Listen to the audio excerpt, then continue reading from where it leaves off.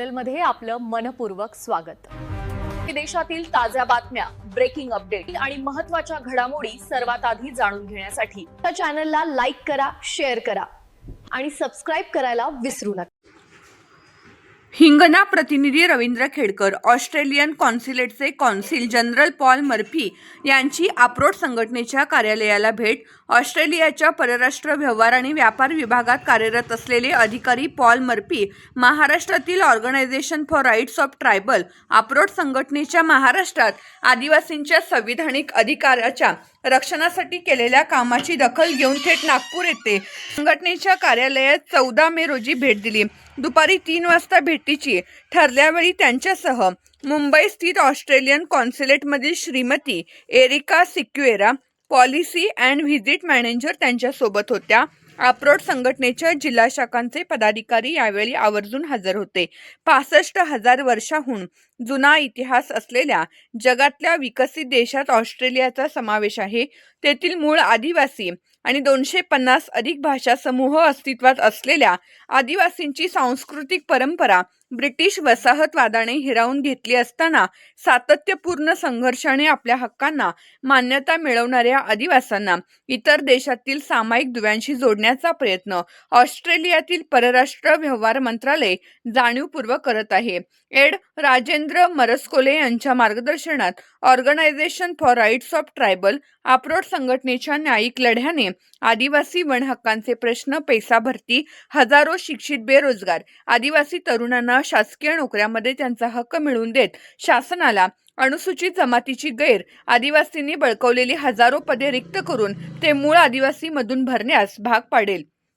Australia आणि भारतातील आदिवासींचे एकूणच प्रश्न व त्यावर आपसी संगनमताने, चर्चेने आणि सहकार्याने तोडगा काढण्यासाठी ऑस्ट्रेलियन सरकारने हे पाऊल उचलले आहे। Organisation for Rights of Tribal या संघटनेची या चर्चेसाठी निवड करून मोठा सन्मान दिला आहे। भारताच्या मुंबई स्थित ऑस्ट्रेलियन दूतावासातील पॉल मर्फी भारत ऑस्ट्रेलिया दोन्ही देशातील सांस्कृतिक आणि वांशिक सामायिक दुवे, शिक्षण, मायनिंग, गडचिरोलीतील लायडच्या माध्यमातून गोंडवाना विद्यापीठातील आदिवासी मुलांना ऑस्ट्रेलिया शिक्षणासाठी संधी देण्यासाठी सामंजस्य करार झाला असल्याची माहिती पॉल मर्फी यांनी दिली। अप्रोच संघटनेच्या कामाची प्रशंसा करून भविष्यात व्यापार आणि उद्योगाच्या संबंधाने भारतीय आदिवासी तरुणांना ऑस्ट्रेलियात संधी देण्यासाठी प्रयत्न करू असे आश्वासन दिले। ऑस्ट्रेलियातील मूळ आदिवासीवर परकीय राजवटीने केलेल्या अन्वित अत्याचारासाठी तेथील सरकारने आदिवासींची माफी मागितली आहे व त्यांचे एकूणच जीवनमान, भाषा, संस्कृती इत्यादी टिकण्यासाठी ऑस्ट्रेलियन सरकार कटिबद्ध असल्याचे त्यांनी सांगितले। त्यांच्या आगमनानंतर पारंपरिक पद्धतीने अक्षता लावून व ओवाळणी करून त्यांचे स्वागत करण्यात आले। अप्रोच संघटनेचे अध्यक्ष ॲडव्होकेट राजेंद्र मरस्कोले यांनी पॉल मर्फी यांचे पुष्पगुच्छ देऊन स्वागत केले व संघटनेच्या कामाची ओळख करून देत केलेल्या कामाचा धावता आढावा घेतला। नंतर पॉल मर्फी यांनी उपस्थितांनी विचारलेल्या प्रश्नांची दिलखुलासपणे उत्तरे दिली। या भेटीसाठी अप्रोचचे विदर्भातील जिल्हा शाखा पदाधिकारी आवर्जून हजर होते।